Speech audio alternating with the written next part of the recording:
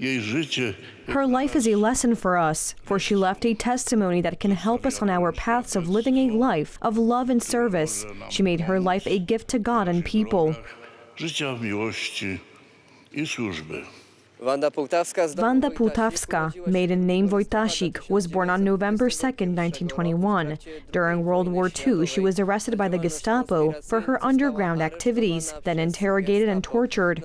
After a cruel investigation, she was sent to the German concentration camp Ravensbrück. She was one of 74 Polish women subjected to pseudo-medical operations there. In February, when she was less than 20 years old, she was arrested by the Germans and immediately in the famous Lublin Gestapo headquarters, under the clock subjected to a brutal investigation, combined with torture, with the massacre of her body, soul and mind, then the Lublin Castle. This monstrous place, in front of which to this day successive generations bow their heads as a place of execution of our compatriots, was her lot, from which, condemned to death, she was transported to the hell for women that was the German concentration and extermination camp Ravensbrück. It is impossible to describe what she went through there, along with 73 other girls and women from Poland. She was subjected to experiments by pseudo-German doctors. After World War II, Professor Wanda Półtawska ended up in Kraków, with which she later became connected for life. It was here that she met her husband, Professor Andrzej Półtawski, and became friends with Cardinal Karol Wojtyła. She was a titan of work. She slept 6 hours a day.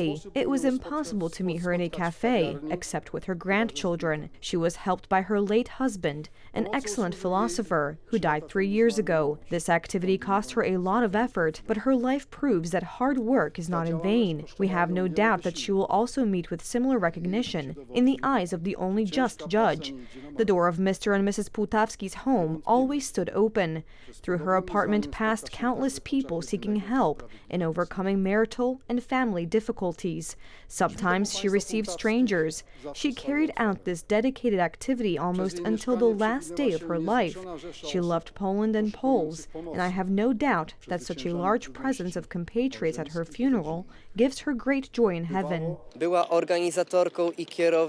She was the organizer and head of the Institute of Family Theology and an expert and member of the Pontifical Academy for Life. She based her teaching on Christian anthropology. She defended the value of every person, especially human life, from conception to natural death.